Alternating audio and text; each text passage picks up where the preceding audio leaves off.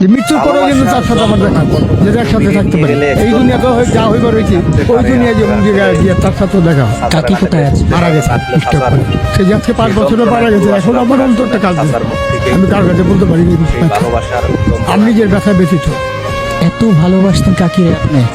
আপনার কাকিকে এই স্টুডেন্ট থেকে আমি নিয়ে গেছিলাম, এইখান থেকে আমি নিয়ে গেছি পঁচিশতলা থেকে, কিন্তু তারা নিয়ে আমি সংসার করি 30 বছর।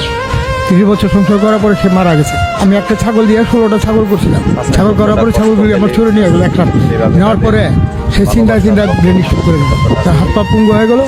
তারপর আল্লাহর কাছে আমি বুঝলাম আল্লাহ পাক পাক পাক দিকে তুমি চার রেখা যাও, রেখা গেলে আমি চার নিয়ে ভিক্ষা করে খাবো, কিন্তু তারা এতটুকু আদর করছে, কিন্তু সে তো থাকে চলে যেতে বলছে। কাকিকে এত বেশি ভালোবাসতেন কেন? আর তারা ভালো আছে এই কারণে, তারও এক অসহায়, আমিও অসহায়। তা আমার ছাড়া সে নাই, তারা ছাড়া আমি নেই। কাকি যে নাই এই কথাটা ভাবতে কেমন লাগে নিজের কাছে? রাতে যে আমি ঘুম দিয়ে আসি, রাতে একটা কিছু আমার ঘুম আসে না, কিন্তু তার কথা চিন্তা করলে আমার চোখের বাড়ির বৃষ্টি ভাই পানি ভিজে যায়। সেটা আমি কারো কাছে বলতে পারি না, নিজের ব্যথা দিয়ে রাখি। কার কাছে বল? ওই পরবার দিগারের কাছে নিই। কাকি কেমন আদর করতো আপনাকে? খুব আদর করতো।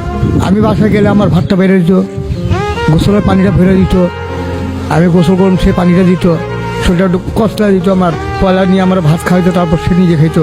কাকির সবচেয়ে কোন স্মৃতিগুলো বেশি মনে পড়ে? সে একটা আমার গোলসান মারা গেছে, আমার রিক্সা চালানোর পয়সা দিত। মৃত্যুর পরেও তার কাছাকাছি থাকতে চায়। চাইতেছি আল্লাহ পাক যদি এটা একটু কবুল করার পর এরপরে একটা এই আমি তার কাছে আবদার করি, আর কিছু ছিল ধন সম্পদ আমি বুঝিয়ে দিতাম। আজকে ঢাকা সিটির ভিতরে আমি 5 তলা বাড়ি 6টা করতে পারতাম, কিন্তু সে লোক করিনি আমি, কারণ চেনা পয়সা আনুম সেই হিসেব কিতাব করিনি। আমি চিন্তা করি যে আল্লাহ পাক আমার সব পথের নিয়ম, আলিকাল মৌত যখন আসবে তখন যেমন আল্লাহর কালামটা করে আমি মোট লা ইলাহা ইল্লাল্লাহু মুহাম্মাদুর রাসূলুল্লাহ বলে যেমন আমি মৃত্যুবরণ করতে পারি। এখন একটা জিনিস আমি করি না, নমস্কার করতে পারি সময় পাই, কারণ আমার শরীর নোংরা। আমি এবছর মসজিদে গেলে আমার দৌড়া দিব সবাই। গুলিস্তানে কোথায় থাকেন? এই স্টুডেন্ট রাত যাপন করেন এই খোলা আকাশে নিচে? এছাড়া কোথাও যাবো? একটা ঘর ভাড়া নিতে গেলে 3000 থেকে 4,500 টাকা দিতে হয় ভাড়া। কারণ আমি রিক্সার কাজ চালাই, এখন কয় টাকা কামাই? 300 কামাইলে আমার লেগে অনেক।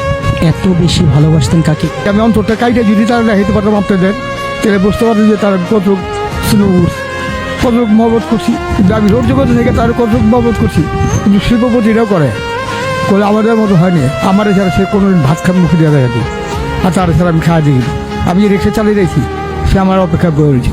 ভালোবাসা ধন সম্পদে যদি হইতো, শাহজাহান, সম্রাট শাহজাহান সে আগ্রার তাজমহল করছে কেন? ভালোবাসার জন্য।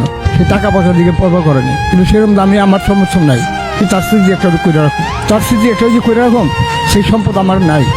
আমার যদি থাকতো আমি ঠিকই করে রাখতাম, অন্তরে রাখছি। এখন খারাপ লাগে না এই বয়সে রিক্সা চালাতে হয়, খোলা আকাশের নিচে ঘুমা?